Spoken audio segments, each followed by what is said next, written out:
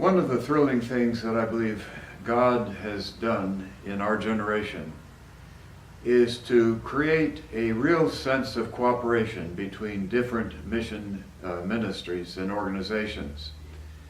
And this is a fairly new thing in the world of missions. I would have to say with some sadness that not too long ago, there seemed to be almost a spirit of competition between various mission agencies. But I believe that has changed quite dramatically in recent years. So now there's a strong sense that let's do this together. None of us are capable of completing the task by ourselves, the task that Christ has given to us. And we need to work together. And so, for example, in the field of aviation, a lot of these remote people groups who need the Bible are in places where you can't get except by flying in. There aren't roads.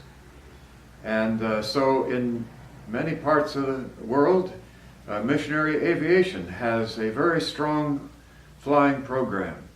And we in Wycliffe are welcome to use their airplanes. I have flown in MAF airplanes many times.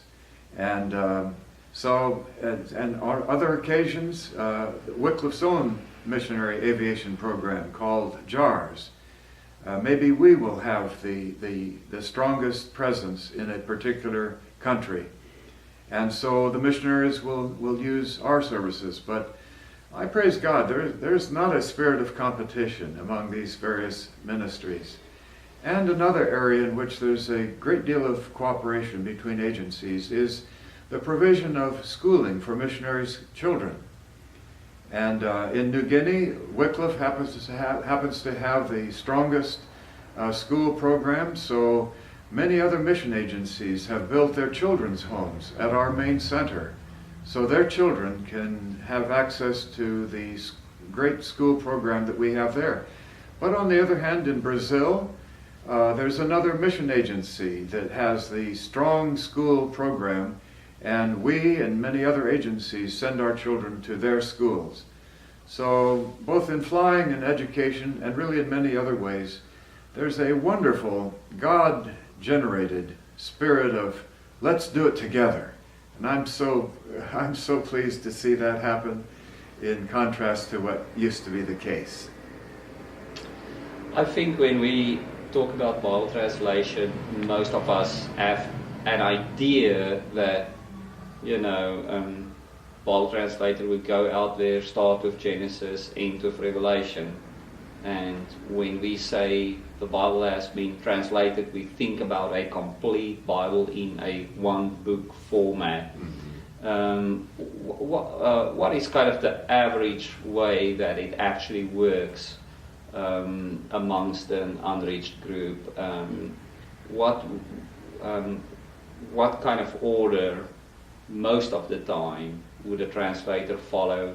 And when it goes into print, do they aim to get the entire Bible printed, or perhaps first certain portions and then a second phase kicks in? Or the question has been asked, what priorities or what order of priority do we give when we begin translating the Bible into a language group where